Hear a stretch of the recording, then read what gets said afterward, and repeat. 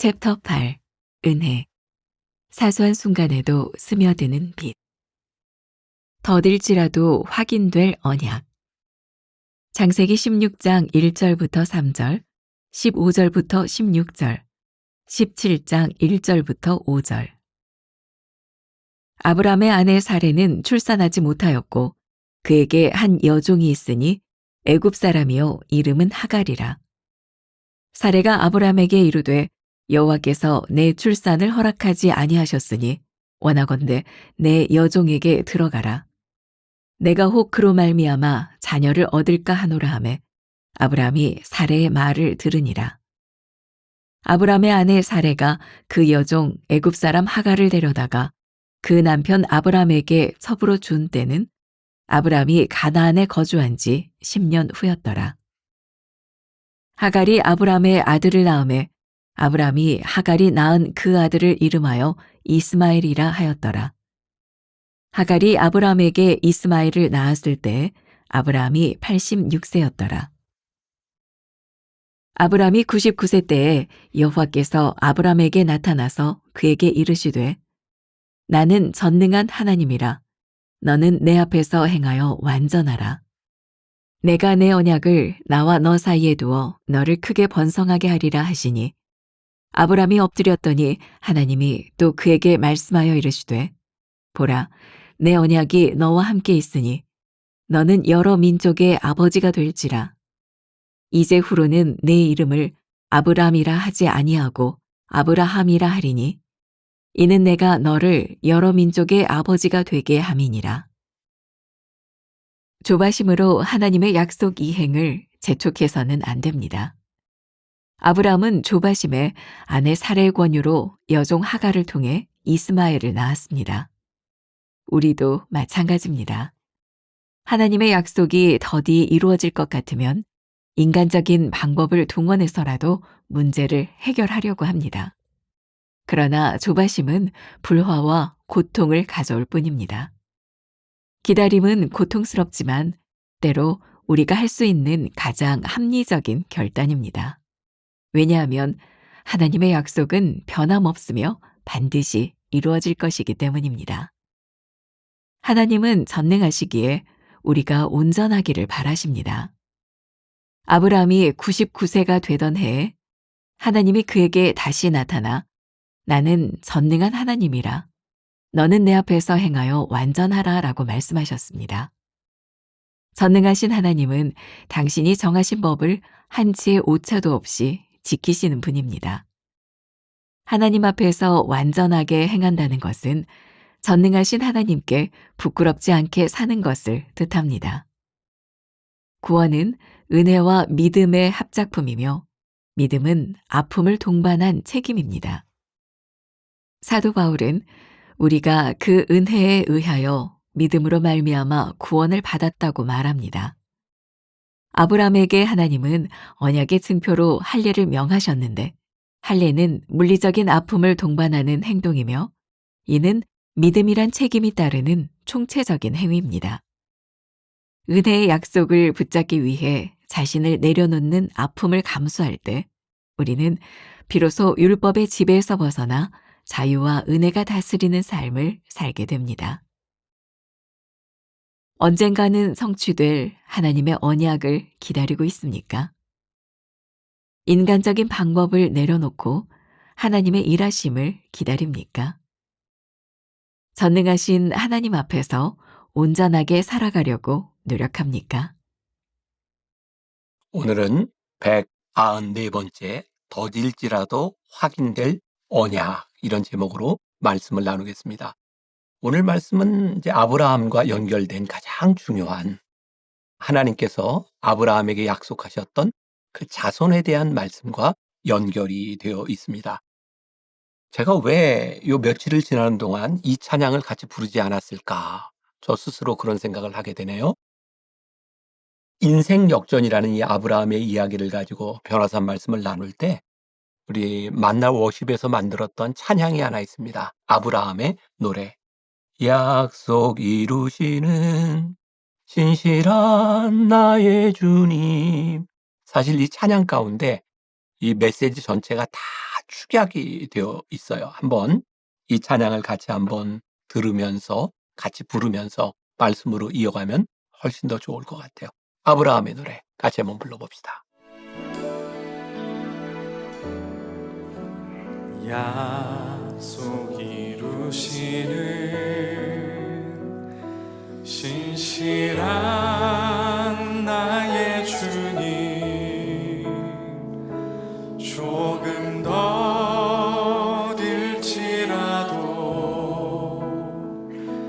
그 말씀 신뢰합니다.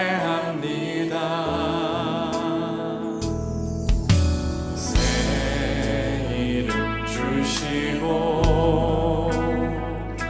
수치를 거두시네.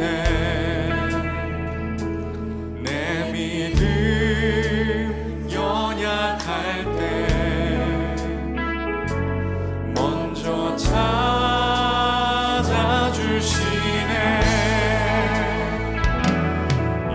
이겨놓은 싸움 승리하게 하시는 여호와 이래.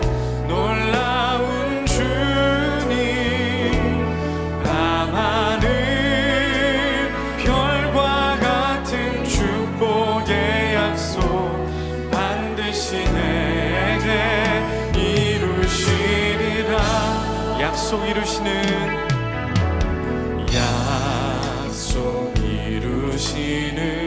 우리 삶의 신실하신 주님, 신실한 나의 주님, 조금 더 길지라도 그 말씀 신뢰합니다.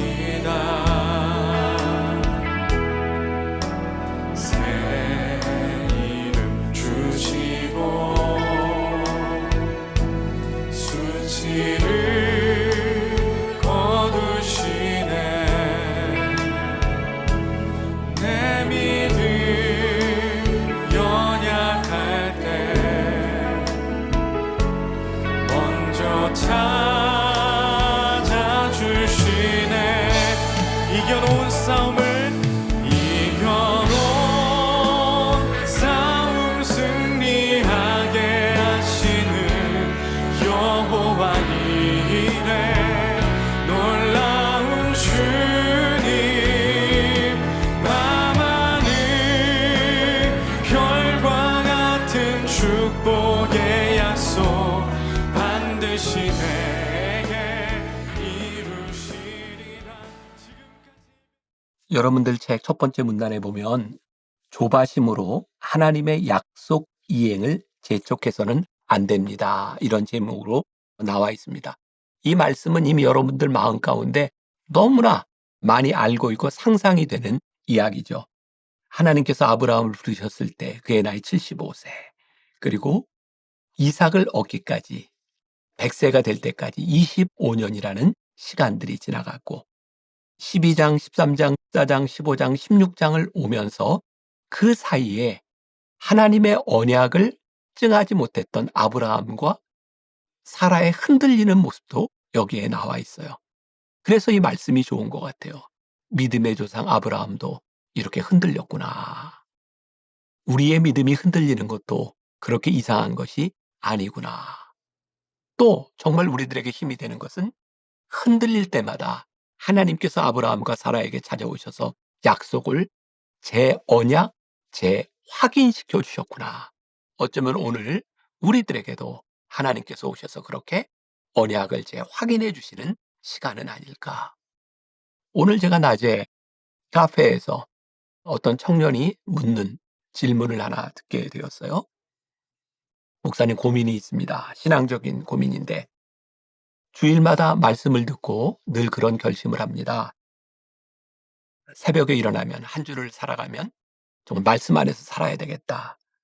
그런데 시작할 때마다 또 약해지고 또 깨어지고 하나님 앞에 약속한 대로 살지 못하는 내 모습을 발견하게 됩니다. 어떻게 하면 좋을까요? 제가 그 청년에게 그렇게 얘기했습니다. 야, 그거 하나도 이상한 거 아니야. 대부분이 그래. 나도 거기에서 예외가 될 수 없어. 그런데 만일 끝까지 그렇게만 살아간다면 비극이겠지. 그런데 그런 깨어짐과 부족함과 넘어짐 가운데서도 우리가 조금 더 나아질 수 있다면 괜찮은 거야. 그래서 내가 한 가지 제안하고 싶은 건 내 인생에 좋은 믿음의 동역자가 있으면 좋겠다. 내가 언약하고 하나님 앞에 결심한 것을 체크할 수 있는 좋은 친구가 있으면 좋겠다. 그러면 조금 더 나아지지 않겠니? 오늘 이 말씀을 듣는 여러분들 가운데도 그런 깨어짐을 경험하는 사람들이 많을지 몰라요. 하나님의 약속 제가 붙들지 못하고 넘어졌습니다. 근데 참으로 놀라운 일은 넘어질 때마다 하나님께서 찾아오셔서 재확인시켜 주셨다는 거예요. 저는 이것보다 더 중요한 인생의 역전은 없다고 생각해요. 인생 역전? 우리가 만드는 것이 아니라 하나님께서 찾아오셔서 우리들에게 재확인시켜 주심을 인하여 우리의 인생을 역전시켜 주시는 분. 제가 설교 원고에 썼던 글인데 제가 설명하는 것보다 한번 쭉 읽어 드리는 것도 괜찮을 것 같은 생각이 들어요. 들어보세요. 창세기 12장 4절에 보면 아브라함이 하나님께 부르심을 받고 하란을 떠나 가나안으로 들어갔던 때가 그의 나이 75세였다고 기록되어 있습니다. 그리고 오늘 본문에서 일어난 일, 즉 아브라함과 사레가 하나님의 약속을 받았으나 더딘 약속에 조바심을 내던 때가 가나안 땅에 정착한 지 10년이 지난 후입니다. 창세기 16장 3절 아브라함의 아내 사레가 그 여종 애굽 사람 하갈을 데려다가 그 남편 아브라함에게 첩으로 준 때는 아브라함이 가나안 땅에 거주한 지 10년 후였더라. 이스마엘을 낳았던 때가 86세였다는 것은 가나안에서 10여 년간의 기다림 끝에 인간적인 방법으로 하나님의 약속을 이루려고 하갈을 통해 아이를 낳았다는 것입니다. 오늘 말씀을 통해 우리는 인간의 최선이 결코 최선이 아니라는 교훈을 얻을 수 있습니다. 우리의 삶에서 기다림은 참 고통스러운 순간입니다. 하지만 때로 기다림이야말로 우리가 할 수 있는 최선의 방법이요. 신앙적 결단이라는 생각이 듭니다. 하나님의 약속은 아름다웠지만 현실은 삭막했습니다. 하늘의 뭇별처럼 자손을 주시리라는 약속 이후 시간이 10년이나 흘렀으나 더욱 큰 문제는 인간의 생리적 한계점을 넘어서는 시기가 되었다는 것입니다. 조바심은 어쩌면 당연한 것이겠죠. 오늘 본문 말씀은 이렇게 시작하고 있습니다. 아브라함의 아내 사레는 출산하지 못하였고. 이게 이제 영어 성경으로 보면 굉장히 흥미롭게 표현이 되어 있는데 NIV 성경에 Now Sarah, Abraham's wife, had borne him no children.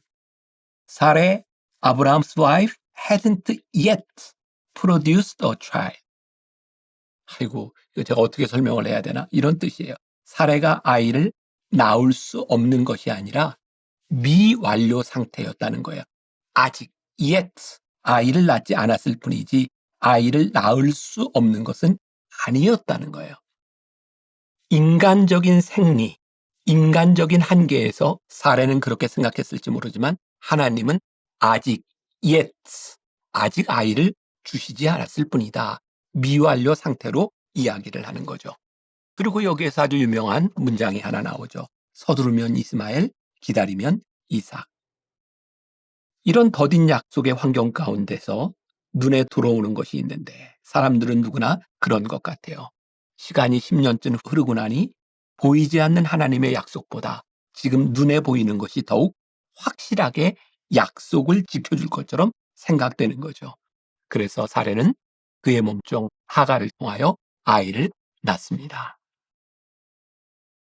또 오늘 본문에서 아주 흥미로운 표현이 하나 나오고 있어요.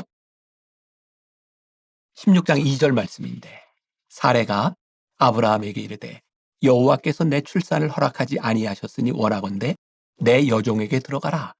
내가 혹 그로 말미암아 자녀를 얻을까 하노라. 얻을까 하노라. 영어 성경에 보면 maybe라는 말에 얻을까 하노라. 하나님이 그렇게 생각한 것이 아니라 사라가 그렇게 생각을 해요.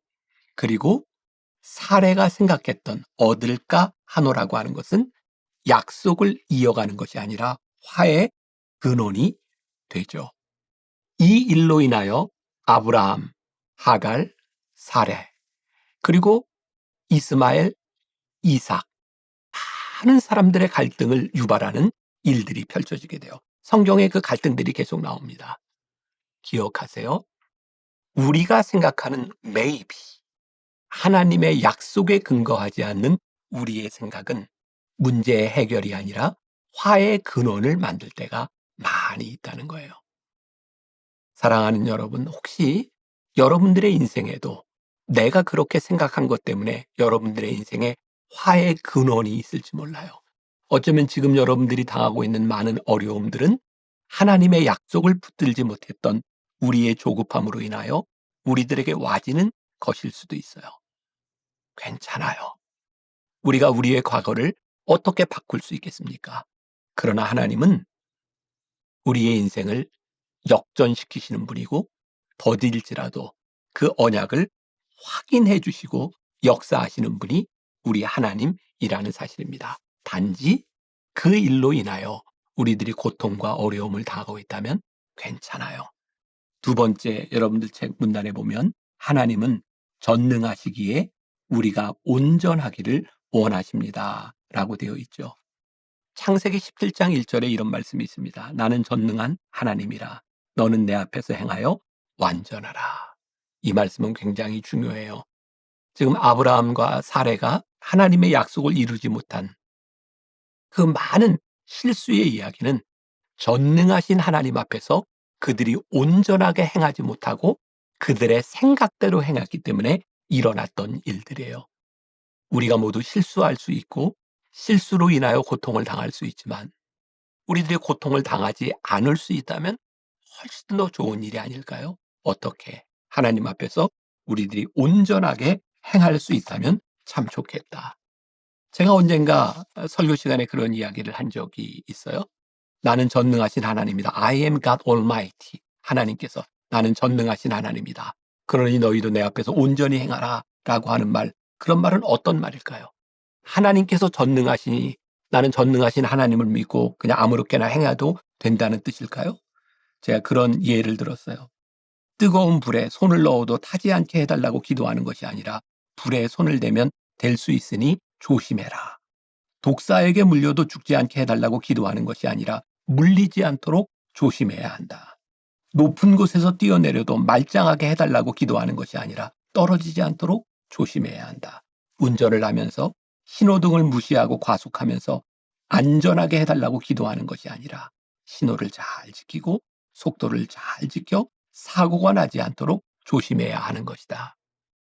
전능하신 하나님 앞에 우리들이 온전하게 행한다고 하는 것은 전능하신 하나님 때문에 우리들이 아무렇게나 행동해도 된다는 것이 아니라 전능하신 하나님 앞에서 우리들이 온전하게 행하는 것이 무엇인지를 생각해 보아라. 그게 오늘 우리들에게 주시는 굉장히 중요한 메시지일 수 있어요. 세 번째 문단에 구원은 은혜와 믿음의 합작품이며 믿음은 아픔을 동반한 책임입니다. 전 요거 하나 여러분들이 꼭 기억했으면 좋겠어요.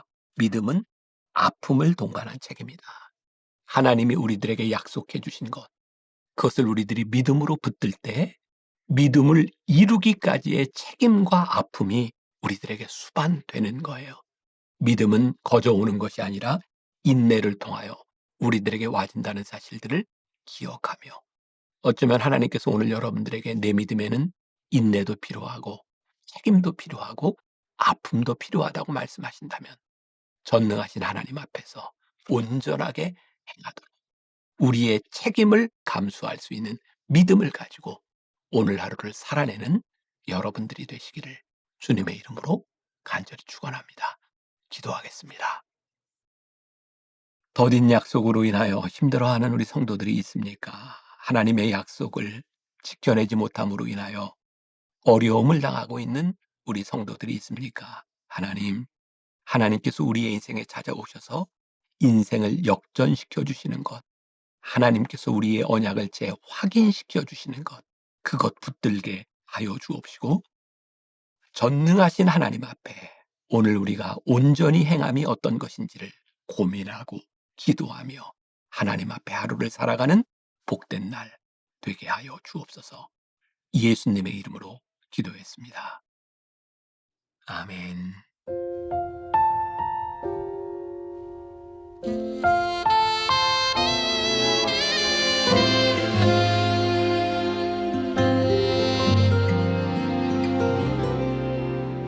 메마른 영혼을 찾으시는 음성, 따스한 숨결로 시선으로 내 이름을 부르시네. 시린 세상 속에 홀로 서 있던 나 비로소 느끼네. 그의 손이 항상 나를 붙드셨네. 보이지 않는 손, 날 이끄시는 힘, 전능자의 능력, 하나님의 손길. 내 능력이 아닌 오직 하나님의 능력, 그의 손으로 인도하네.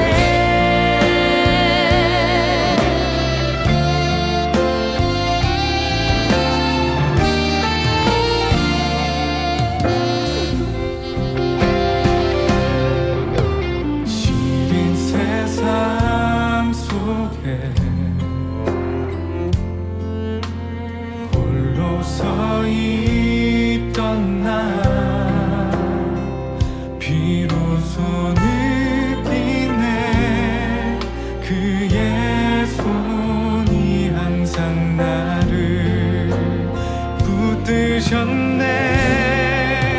보이지 않는 손, 날 이끄시는 힘, 전능자의 능력, 하나님의 손길.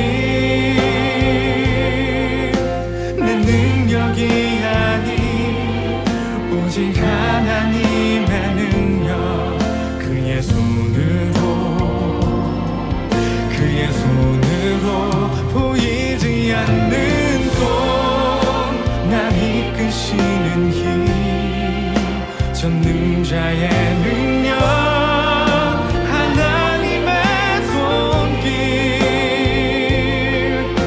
내 능력이 아닌 오직 하나님의 능력, 그의 손으로